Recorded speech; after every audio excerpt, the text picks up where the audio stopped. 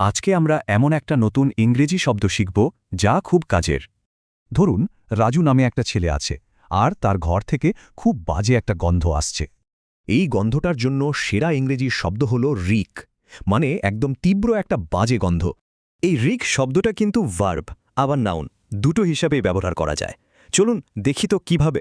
যখন কোনো কিছু থেকে বাজে গন্ধ বেরোচ্ছে, মানে কাজটা চলছে, তখন এটা ভার্ব। আর যখন আমরা শুধু গন্ধটার কথা বলছি, তখন এটা নাউন, মানে গন্ধটা একটা জিনিস। কিন্তু একটা মজার ব্যাপার আছে। আচ্ছা, যে জিনিসগুলোর কোনো গন্ধই নেই সেগুলোও কি রিক করতে পারে? হ্যাঁ পারে, যেমন ধরুন একটা খারাপ পরিকল্পনা বা কোনো মিথ্যে কথা, সেটাও কিন্তু রিক করতে পারে। তার মানে রিক শব্দটার দুটো প্রধান ব্যবহার আমরা পেলাম, একটা আক্ষরিক আর একটা রূপক। ব্যাপারটা আরও ভালোভাবে বুঝতে চলুন কিছু বাস্তব জীবনের উদাহরণ দেখে নেওয়া যাক। এই যে এখানে গুদামটা থেকে সত্যিকারের একটা বাজে গন্ধ আসছে, ঠিক রাজুর ঘরের মতো। এখানে দেখুন, বক্তৃতায় তো আর গন্ধ থাকে না, তাই না? কিন্তু কথাগুলোয় আন্তরিকতার খুব অভাব ছিল।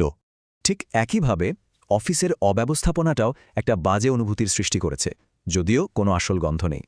তাহলে চলুন ঝটপট দেখে নেই রেক নিয়ে 3টা জরুরি কথা যা মনে রাখতেই হবে। এবার একটু ভাবুন তো, আপনার দেখা কোনো পরিস্থিতিতে এই রিক শব্দটা ব্যবহার করা যায় কিনা।